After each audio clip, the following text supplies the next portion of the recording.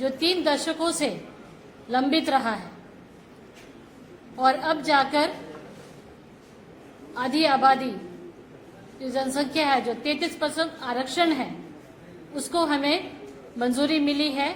माननीय प्रधानमंत्री जी के द्वार कमलों द्वारा ये शुभ काम हुआ है। जो नए संसद के पहले उद्देश्य में जो ये महिलाओं का सशक्तिकरण के लिए, उनके राजनीतिक और सामाजिक उत्थान के लिए जो ये विधेयक आया है, और इसमें हमने महिलाओं को अभी तक बाकी की सरकारों ने सिर्फ इन्हें लॉलीपॉप दिखाने का काम किया था, जो ये सरकारें नहीं कर पाई थी। लेकिन ये हम सब आज ये गर्व के साथ कह सकते हैं और हमें सारी नारी शक्ति को माननीय प्रधानमंत्री जी का आभार व्यक्त करना चाहिए और पूरी कैबिनेट का आभार व्यक्त करना चाहिए कि इस अधिनियम को लाए हैं। जो पहले राज्यसभा में और लोकसभा में जो 80 विधायक हुए करते थे महिला, अब ये अधिनियम के लाने के बाद में 181 विधायक हमारे उस लोकसभा में हो जाएंगे और ऐसे ही वो सारे राज्यों के विधानसभा में भी जो 33% आरक्षण है, 33% रिजर्वेशन, वो उनको दिया जाएगा। ये एक नारी के लिए बहुत ही गर्व का विषय है। यहाँ तक कि डॉक्टर भीमराव अंबेडकर जी ने भी कहा था कि जिस देश की महिलाएं प्रगति करती हैं, उस देश के समाज और राष्ट्र का विकास होता है। तो वैसे ही आज हम सब इस प्रेस वार्ता में आप सभी लोगों का आभार व्यक्त करते हैं और हम इसको आगे बढ़ाते हैं कि महिलाओं को सशक्त करने के लिए, महिलाओं को नेतृत्व को बढ़ावा देने के लिए, महिलाओं को आगे लाने के लिए इसमें एक ऐतिहासिक कदम उठाया गया है। और हम सब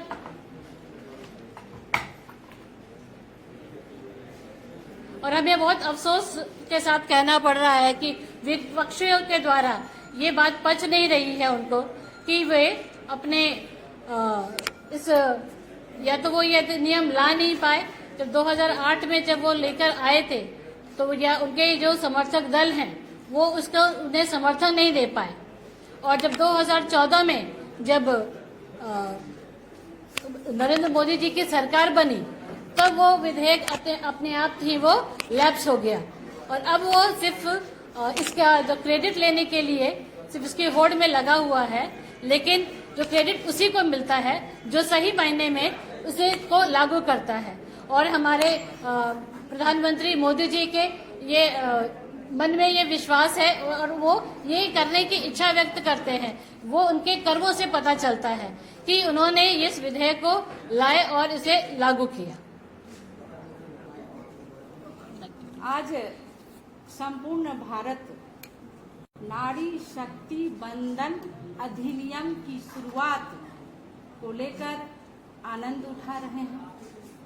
नारी को सशक्त बनाना माननीय प्रधानमंत्री नरेंद्र मोदी जी की प्रतिबद्धता, अटूट प्रतिबद्धता दिखाई पड़ती है। अफसोस की बात है कि विपक्ष इसे पचा नहीं पा रहा है, और इससे भी अधिक शर्मनाक बात यह है कि हमेशा कांग्रेस पार्टी और उनकी सहयोगी पार्टी ने महिला आरक्षण बिल को लेकर कभी गंभीर नहीं हुआ। हमेशा उनका रवैया प्रतीकात्मक रहा, और या तो उन्होंने कानून को तोड़ने की बात की या फिर विधेयक को नहीं मानने की बात की। उनका दोहरा चरित्र किसी से छुपा नहीं है, चाहे वह कितना ही स्टंट लगा लें।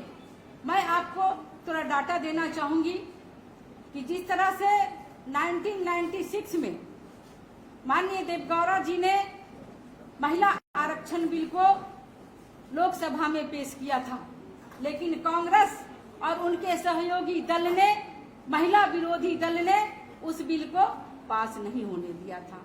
उसके बाद 1998 में भारत के पूर्व प्रधानमंत्री अटल बिहारी वाजपेयी जी के द्वारा महिला विधेयक को संसद में लाया गया।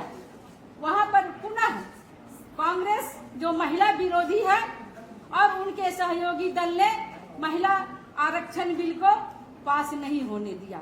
उसके बाद 1999, 2002 और 2003 लगातार भारत के पूर्व प्रधानमंत्री अटल बिहारी वाजपेयी ने महिला आरक्षण बिल को पास कराने के लिए लगातार 3 बार संसद में इस बिल को पेश किए, लेकिन महिला विरोधी कांग्रेस और उनके सहयोगी दल ने इसको पास नहीं होने दिया और उस आरक्षण बिल को फाड़कर फेंकने का काम किया। 2008 में मनमोहन जी की सरकार आई, उन्होंने राज्यसभा में महिला आरक्षण बिल को पेश किया, वहां भी वो पास नहीं हो पाया। फिर 2010 में उन्होंने लोकसभा में महिला आरक्षण बिल को पेश किया, लेकिन उनके ही सहयोगी दल, उनके ही सरकार की कांग्रेस महिला विरोधी सरकार और उनके सहयोगी ने महिला आरक्षण बिल को पास नहीं होने दिया। और उसके बाद लगातार कांग्रेस और अन्य विपक्षी दल के कारण महिला को दबाने का काम किया गया और ठंडे बस्ता में डाल दिया गया। लेकिन आज का दिन 2023 भारत के समस्त नारियों के लिए ये एक ऐतिहासिक क्षण है। माननीय प्रधानमंत्री आदरणीय श्री नरेंद्र मोदी जी और कैबिनेट को बिहार ही नहीं देश के समस्त महिलाएं की ओर से कोटिशः आभार व्यक्त करना चाहते हैं, जिन्होंने 3 दशकों के बाद उन प्रखर महिलाओं को, उन वंचित महिलाओं को नेतृत्व करने की क्षमता प्रदान करने के लिए ये नारी शक्ति बंधन अधिनियम नए संसद भवन में नई ऊर्जा, नई जोश और नारी शक्ति बंधन अधिनियम आरक्षण बिल को लेकर के लोकसभा में पेश किए हैं। माननीय नरेंद्र मोदी जी प्रधानमंत्री नारी को आत्मनिर्भर बनाने, उनको सबल बनाने और उनको नेतृत्व क्षमता प्रदान करने के लिए हमेशा सदैव तत्पर रहे हैं। जो आप लोग देख रहे हैं किस तरह से सारा देश और बिहार की समस्त महिलाओं खुशियां मना रही हैं। ये ऐतिहासिक क्षण है। माननीय नरेंद्र मोदी जी ने बार बार महिलाओं को अनेक रूपों में, चाहे वो कोरोना काल से लेकर अभी तक जो महिलाओं को आगे बढ़ाने का काम किया है, हम महिलाएं कभी भूल नहीं सकते हैं। हमारा चुनाव आने वाला है अभी लोकसभा का 2024 में। हम भारत की नारी हैं, फूल और अंगाड़ी हैं। हम बिहार की नारी हैं, फूल और अंगाड़ी हैं और हम अपने केंद्रीय नेतृत्व और बिहार प्रदेश के नेतृत्व, केंद्रीय नेतृत्व हमारे माननीय प्रधानमंत्री श्री नरेंद्र मोदी जी, हमारे राष्ट्रीय अध्यक्ष श्री जेपी नड्डा जी, श्री अमित शाह जी और हमारे बिहार के यशस्वी प्रदेश अध्यक्ष आदरणीय श्री सम्राट चौधरी जी को हम लोग आश्वस्त करना चाहते हैं, उनको विश्वास दिलाना चाहते हैं कि जिस तरह से माननीय प्रधानमंत्री नरेंद्र मोदी जी ने जो ये गणेश चतुर्थी के दिन जो महिलाओं को सौगात दिया है, तीज के दिन जो महिलाओं को सौगात दिया है, महिलाएं कमर कस चुकी है, दुर्गा का रूप लेंगी, लक्ष्मी का रूप लेंगी, सरस्वती का रूप लेंगी और बिहार की 40 सीट पर कमल ही कमल खिलेगा और भारतीय जनता पार्टी की सरकार ही फिर से केंद्र में बनेगी।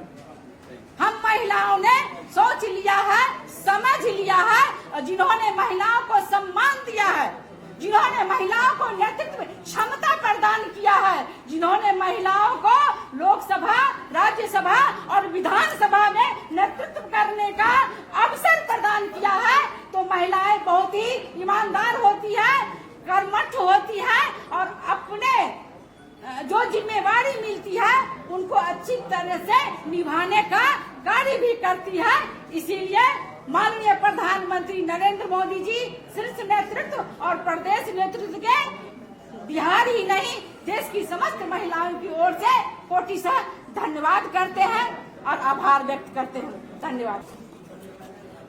मीडिया संघ प्रभारी दानिश जी एवं मंच पर उपस्थित सभी पदाधिकारी बहने और यहाँ आमंत्रित किए गए हमारे सभी पत्रकार बंधु, आज हम सब ने आपको बड़े हर्ष के साथ आमंत्रित किया है कि 2 दिन पहले 27 साल से लंबे महिला आरक्षण बिल को केंद्रीय कैबिनेट से जब मंजूरी मिली तो एक आशा से निश्चित रूप से जगी और कल होकर ही नई संसद में पहले अभिभाषण में आदरणीय प्रधानमंत्री जी ने महिला आरक्षण बिल की उन्होंने घोषणा की पेश करने की और आदरणीय कानून मंत्री ने महिला आरक्षण बिल को नारी शक्ति बंधन अधिनियम 2023 के नाम से उन्होंने पेश किया। इस युगांतकारी निर्णय के लिए और मजबूत कदम के लिए आदरणीय प्रधानमंत्री जी एवं आदरणीय कानून मंत्री जी को पूरे भारत की महिलाओं की ओर से हम सभी कोटि कोटि आभार व्यक्त करते हैं और अभिनंदन व्यक्त करते हैं। उनका यह युगांतकारी कदम महिला सशक्तिकरण के मामले में एक मील का पत्थर साबित होगा, क्योंकि किसी देश के विकास में जब तक आप महिलाओं को तवज्जो नहीं देते हैं तब तक उस देश का विकास पूर्ण नहीं होता है। आज महिलाएं हर क्षेत्र में अपने को साबित कर चुकी हैं, अपनी क्षमताओं को साबित कर चुकी हैं।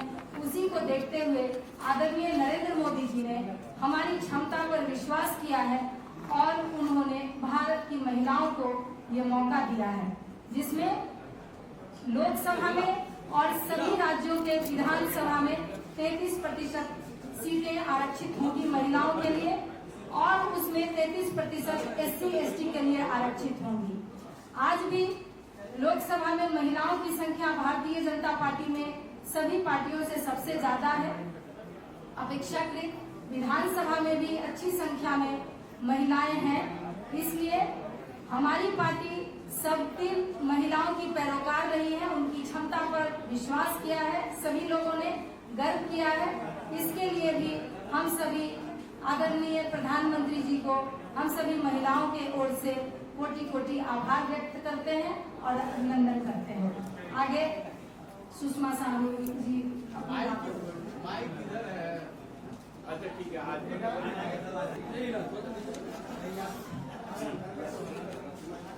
जिन्होंने आप सभी को आमंत्रित किया है, ऐसे मेरे सह मीडिया प्रभारी छोटे भाई दानिश इकबाल जी, मंच पर आसीन हमारे प्रदेश के उपाध्यक्ष शीला प्रजापति जी, महिला मोर्चा की अभी जस्ट नवनियुक्त धर्मशिला बहन धर्मशिला जी, हमारी बड़ी बहन सदा से हम दोनों का बड़ा स्नेह रहा है ऐसी बहन सुहेली मेहता जी, और मैं आपके बीच आपकी बहन सुषमा साहू उपस्थित हूँ इस हर्ष को बांटने के लिए, उस खुशी को जाहिर करने के लिए जिसकी बेचैनी 27 वर्षों से आधी आबादी के भीतर कौंध रही थी। आजादी के अमृत काल में नाउम्मीद हुई बहनों को एक आशा की किरण के रूप में सौगात देने वाले देश के यशस्वी प्रधानमंत्री श्री नरेंद्र मोदी जी को कोटि सा वंदन, अभिनंदन और चंदन। आज आधी आबादी की आवाज, हर महिला की आवाज उन तक नहीं पहुंच सकती, लेकिन महिलाओं की आवाज बनकर आज इस मंच से, आपके माध्यम से उन तक हम साधुवाद पहुंचाना चाहते हैं कि वो बहनें जो लगातार संघर्षरत रही है सड़कों पर, राजनीति के माध्यम से हो या सामाजिक माध्यम से, और उनके मन में एक लालसा रही है कि काश मैं भी उन बहनों की तरह जो संसद में गूंजती है, जिनकी आवाजें विधानसभाओं में जो शेरनी की तरह ललकारती हैं, ऐसी बहनों की तरह काश मैं भी होती। तो ये काश अब सपना नहीं है, कुछ ही वर्षों के बाद ये सपना हकीकत में तब्दील होने वाला है। और जब ये सपना हकीकत में तब्दील होगा तो आप उम्मीद नहीं कर सकते कि जिस ख्वाब को आपको भी पता है कि ये 19 को नहीं, ये 18 की रात में ही इस पर लागू कर लिया गया था। और 18 कौन सा दिन था? हरतालिका तीज। यानी सारी बहनें अपने पति के लिए और अपने परिवार की लंबी आयु और खुशहाली के लिए निराजल व्रत करती हैं। तो ऐसी सभी बहनों के लिए उन्होंने एक सम्मान, एक स्नेह पूर्वक एक पुरस्कार जो इनका हक था, नरेंद्र मोदी जी ने कोई एहसान नहीं किया, ये बहनों का हक था जिसको उन्होंने अमली जामा पहनाने के लिए एक सुघड़ और सुदृढ़ विचारधारा के साथ आज हमारे सामने लाने का काम किया है। प्रधानमंत्री जी ने महिला सशक्तिकरण का हमेशा नारा दिया है। देश के सभी लोग महिला सशक्त हो, महिला सशक्तिकरण के लिए ये किया जाए, वो किया जाए। लेकिन प्रधानमंत्री जी ने कहा कि महिला सशक्तिकरण सिर्फ नारा नहीं बल्कि एक संकल्प है। नारे के रूप में हर लोगों ने इसको प्रयोग किया, लेकिन नरेंद्र भाई मोदी जी ने इसे संकल्प मानकर इस संकल्प को यथार्थ बनाने का कार्य किया। मैं आज उनकी चिर स्मृति को नमन करना चाहती हूँ जिनका ये ख्वाब था, हमारी स्वर्गीय सुषमा स्वराज दीदी को। पूरे समय मैं राजनीति में मेरा लंबे समय का बिताया पल मुझे याद आता है कि हर समय दीदी का एक ही ख्वाब था कि इस संसद में महिला आरक्षण बिल पास हो जाए और आधी आबादी को यहाँ बैठने का मौका मिला। लेकिन दीदी आज आप जहाँ होंगी आपकी आत्मा को एक सुखद आनंद की अनुभूति हो रही होगी। वो ये सोच करके कि जीवन में जीते जी तो मैंने वो चीज नहीं देखा, ये सपना तामीर होते नहीं देखा, लेकिन आज उनके भाई नरेंद्र मोदी जी ने उन्हीं के सहभागी सहकर्मी जो उनके साथ लोकसभा में आज एक सदस्य के तौर पर हैं और देश में नेतृत्व कर रहे हैं, उन्होंने आज ये सपना उनका पूरा कर दिया। पहले 82 की संख्या थी, पहले 82 लोकसभा में 82 की संख्या आज के दिन में है, लेकिन जिस दिन ये लागू हो जाएगा उस दिन 181 ये संख्या हो जाएगी। अब आप सोच लीजिए कि एक 10 को 10 में नहीं, ये 100 में की संख्या में बढ़ेगी। जब एक बार 181 बहनें गरजेंगी तो फिर उस नए लोकसभा का स्वरूप क्या होगा। भारत ऐसे ही अपनी छवि को विश्व के पटल पर रख चुका है, लेकिन जिस दिन 181 हुंकारेंगी तो भारत से कौन नहीं खौफ खाएगा। आज 33% की तो बात हुई है बंधुओं, इसमें ये भी एक अंकित है कि 15 वर्षों तक ही ये लागू रहेगा। 15 वर्ष के बाद अगर संसद को लगेगा कि हाँ मुझे इसको आगे रखना है, जैसे हमारा आरक्षण पिछड़ा आरक्षण है, उस समय क्या था कि लोगों को लगता था कि नहीं 10 वर्षों के लिए रखा जाए, 10 वर्षों के बाद लोग जब समकक्ष हो जाएंगे तो इसकी फिर समाप्ति कर दी जाएगी।